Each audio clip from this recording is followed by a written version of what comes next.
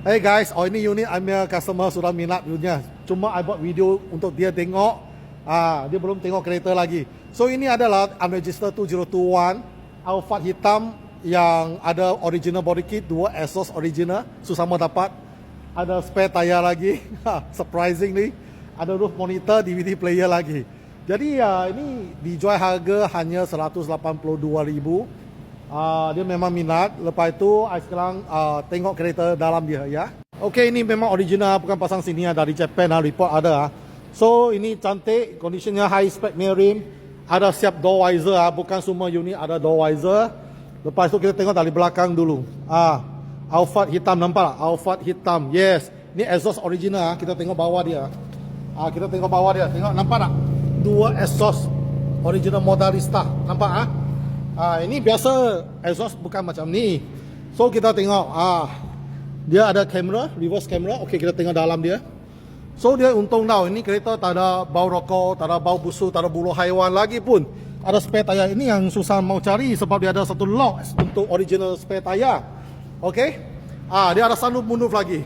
So kan tu cubalah tapakan yang ada BSM, BIM, RCTA.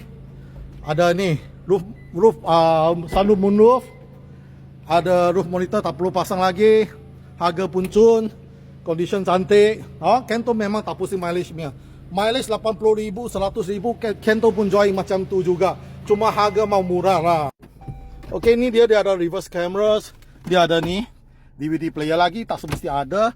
Dia ada dashcam dengan rain sensor sekali, ada DIM, yes. Dan kita tengok dalam dia, ini boleh tukar ke English supaya tak tahu tengok sini. Senang je English. Dia turun ke bawah sekali. Kan tu aja sini, bawah sekali sini. Bawah sekali punya. Then first nya you tekan masuk English. Sudah. Okey, jadi you pergi tengok atas balik, atas keluar balik. Pergi atas. Ini RCTA lah, BSM. Ini bukan semua unit ada. BSM RCT. Ini 2-wheel drive bukan 4-wheel drive punya. You tengok walaupun kotor belum cuci lah, tapi dia punya clip tak ada karat punya, nampak? Dia punya clip semua ada intact, tak ada karat. Kalau dia punya clip karat, mungkin dia pakai tepi laut atau tempat sahaji ya. Yang penting kita tengok sini, original cat 202 black color You pergi search Toyota color code 202 apa itu itu black color lah.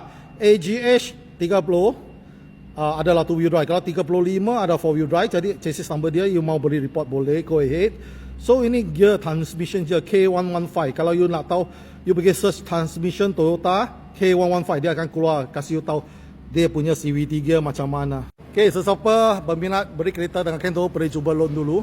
Boleh high loan 9 tahun. Siapa berminat, boleh lojak Kento. Cuba lagi. Bye.